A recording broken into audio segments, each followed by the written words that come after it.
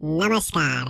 आज हम child development यानी बाल विकास की दुनिया के 3 सबसे बड़े नामों को समझने वाले हैं, जीन पियाजे, लेव वाइगोट्स्की और लॉरेंस कोहलबर्ग। तो चलिए शुरू करते हैं और देखते हैं कि ये सिद्धांत आखिर है क्या। अच्छा, जब हम किसी बच्चे के विकास की बात करते हैं तो हमारे दिमाग में क्या आता है? स्कूल के नंबर, रिपोर्ट कार्ड। पर असल में ये कहानी उससे कहीं ज्यादा बड़ी और दिलचस्प है। ये कहानी है कि एक बच्चा सोचना कैसे सीखता है, लोगों से घुलना मिलना कैसे सीखता है और उसके अंदर सही गलत की समझ कैसे पैदा होती है। तो चलिए हमारे सफर के पहले पड़ाव पर मिलते हैं जीन पियाजे से। इनका सिद्धांत है कॉग्निटिव डेवलपमेंट, जिसे हम हिंदी में कहते हैं संज्ञानात्मक विकास। आसान भाषा में कहें तो हमारे सोचने समझने की शक्ति का विकास। पियाजे ने एक बहुत ही जबरदस्त बात कही। उन्होंने कहा कि बच्चा कोई खाली स्लेट नहीं है जिसमें हम ज्ञान भरते जाएं। नहीं, बच्चा एक एक्टिव कंस्ट्रक्टर है, एक छोटा साइंटिस्ट जो अपने आसपास की दुनिया से, अपने अनुभवों से ज्ञान खुद बनाता है। इसे याद रखने की एक बहुत सिंपल ट्रिक है। जब भी पियाजे का नाम सुने तो बस एक शब्द याद रखें, थिंक, यानी सोचना। पियाजे का सारा काम इसी सोच के आसपास घूमता है। तो सवाल ये है कि ये छोटा साइंटिस्ट अपना ज्ञान बनाता कैसे है? यहीं पर आता है पियाजे का कॉन्सेप्ट स्कीमा। स्कीमा मतलब हमारे दिमाग में जानकारी के बने बनाए पैकेट्स या फोल्डर्स। ये ज्ञान के मेंटल स्ट्रक्चर्स हैं। इसकी ट्रिक और भी आसान है। स्कीमा का एस और स्ट्रक्चर का एस।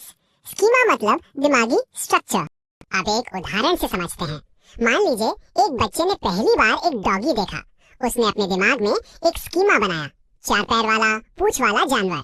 अब जब वो अगली बार एक बिल्ली देखता है तो वो उसे भी उसी पुराने स्कीमा में फिट कर देता है। इसी प्रोसेस को कहते हैं एसिमिलेशन यानी आत्मसातकरण। मतलब नई जानकारी को पुराने स्कीमा में जोड़ना। ट्रिक क्या है? A for assimilation, A for add. लेकिन अब क्या होगा जब वही बच्चा एक गाय को देखेगा? उसके भी 4 पैर हैं, पूंछ भी है, पर वो डॉगी से तो बहुत अलग है। अब पुराना स्कीमा काम नहीं करेगा तो बच्चा क्या करेगा? वो अपने पुराने स्कीमा को बदलेगा, उसे मॉडिफाई करेगा। और इसी बदलाव को कहते हैं अकोमोडेशन यानी समायोजन। इसकी ट्रिक के लिए अकोमोडेशन के सी को चेंज से जोड़ दीजिए। जब सोच में चेंज करना पड़े तो वो है अकोमोडेशन। और सीखने की ये पूरी गाड़ी चलती है इक्विलिब्रेशन से, जिसे कहते हैं संतुलन। ये एसिमिलेशन और अकोमोडेशन के बीच एक बैलेंस बनाने की कोशिश है। जब बैलेंस बिगड़ता है तो हम कुछ नया सीखते हैं। यहाँ पर ट्रिक है बैलेंस। इक्विलिब्रेशन के इक्वी का मतलब ही है इक्वल या बैलेंस। पियाजे ने इस पूरे दिमागी विकास को 4 मजेदार स्टेजेस में बांटा है। सबसे पहली सेंसरी मोटर स्टेज, जन्म से 2 साल तक, जब बच्चा अपनी सेंसेस मतलब छूकर, देखकर, सुनकर दुनिया को जानता है। फिर आती है प्री ऑपरेशनल स्टेज, 2 से 7 साल की, जब सोच तो शुरू हो जाती है पर उसमें कोई लॉजिक नहीं होता। तीसरी है कॉन्क्रीट ऑपरेशनल स्टेज, 7 से 11 साल, जब बच्चा ठोस चीजों के बारे में लॉजिक लगाना सीख जाता है। और आखिर में है फॉर्मल ऑपरेशनल स्टेज, 11 साल के बाद, जब वो एब्स्ट्रैक्ट यानी उन चीजों के बारे में भी सोच सकता है जो सामने नहीं है।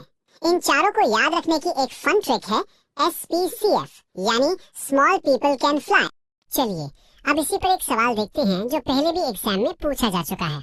सवाल है कंजर्वेशन का कॉन्सेप्ट यानी संरक्षण की समझ किस स्टेज में विकसित होती है?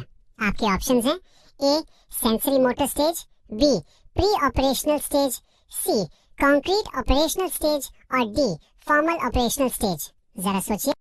और सही जवाब है option c concrete operational stage. इसकी ट्रिक तो बिल्कुल सामने है।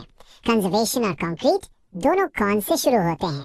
ये कॉन्सेप्ट कॉन्क्रीट स्टेज में ही आता है, जब बच्चा लॉजिकली ये समझ पाता है कि अगर पानी को चौड़े ग्लास से लंबे ग्लास में डाल दें तो पानी उतना ही रहता है, बदलता नहीं। तो पियाजे ने हमें बताया कि बच्चा अपनी दिमागी दुनिया में कैसे सीखता है। पर क्या सीखना इतना अकेला सफर है? बिल्कुल नहीं।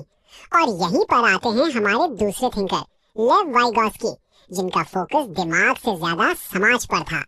वाइगोट्स्की का मेन आइडिया ये था कि सीखना पहले सोशल लेवल पर होता है, यानी 2 लोगों के बीच, और उसके बाद वो बच्चे के अंदर जाता है, यानी इंडिविजुअल लेवल पर। हम पहले समाज, अपनी संस्कृति और भाषा से सीखते हैं। इसको याद रखने की सबसे अच्छी ट्रिक है वाइगोट्स्की का वी और विलेज का वी। वाइगोत्स्की का नाम आते ही गांव यानी समाज को याद रखना है। वाइगोत्स्की का एक बहुत ही जरूरी कॉन्सेप्ट है ZPD यानी जोन ऑफ प्रॉक्सिमल डेवलपमेंट। ये सुनने में थोड़ा मुश्किल लग सकता है पर है बहुत आसान। ये सीखने का वो दायरा है जहाँ एक बच्चा कोई काम अकेले तो नहीं कर सकता पर किसी बड़े या दोस्त की मदद से कर सकता है। तो इसकी ट्रिक क्या हुई? Z for ZPD, Z for zone of help. और इस ZPD को पार करने के लिए जो मदद दी जाती है उसी टेम्पररी हेल्प को वाइगोत्स्की स्कैफोल्डिंग कहते हैं। हिंदी में पाड़ या मचान। जैसे घर बनाते वक्त सहारा देने के लिए मचान लगाते हैं और काम पूरा होने पर हटा देते हैं, बिल्कुल वैसे ही यहाँ ट्रिक एकदम सीधी है। स्कैफोल्ड मतलब सपोर्ट। अब एक और मजेदार बात, पियाजे मानते थे कि सोच पहले आती है, भाषा बाद में, पर वाइगोत्स्की ने कहा नहीं, लैंग्वेज यानी भाषा वो सबसे पावरफुल टूल है जो हमारी सोच को डेवलप करता है, उसे एक नया लेवल देता है। तो इसकी ट्रिक है, लैंग्वेज एक लैडर यानी सीढ़ी की तरह काम करती है हमारी सोच के लिए।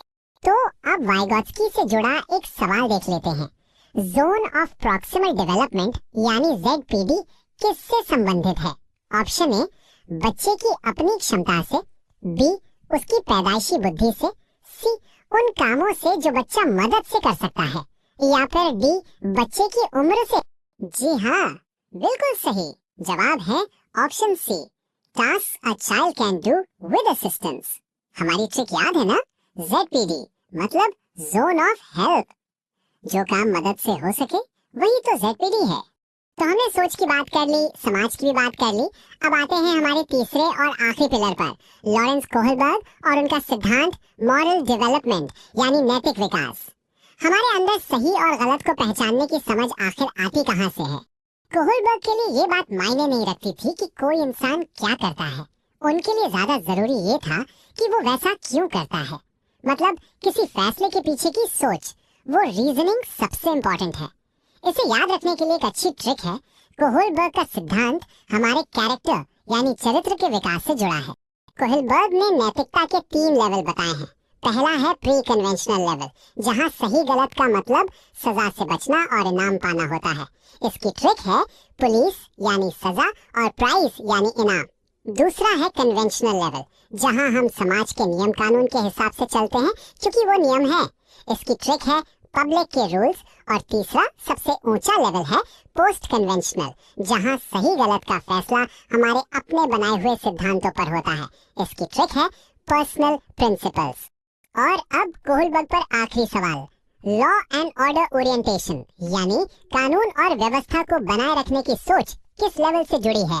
आपके ऑप्शंस हैं ए प्री कन्वेंशनल, बी कन्वेंशनल, सी पोस्ट कन्वेंशनल या डी इनमें से कोई नहीं। सही जवाब है ऑप्शन बी कन्वेंशनल लेवल। और इसका लॉजिक बहुत सिंपल है। लॉ यानी कानून कौन बनाता है? सोसाइटी। और समाज के नियमों को मानना ही तो कन्वेंशनल लेवल है। तो लॉ मतलब सोसाइटी के रूल्स। तो चलिए इन तीनों को एक साथ एक फाइनल फ्रेम में फटाफट रिवाइज करते हैं।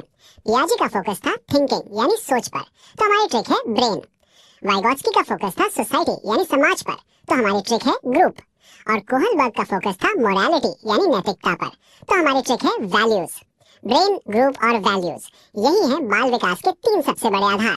तो इन तीनों को समझने के बाद एक सवाल अब सोचने के लिए है, पियाजे, वाइगोत्स्की और कोहलबर्ग में से कौन सा सिद्धांत हमारे आसपास बच्चों को सीखने और बड़ा होने के तरीके को सबसे बेहतर ढंग से समझाता है? इस पर जरूर सोचिएगा।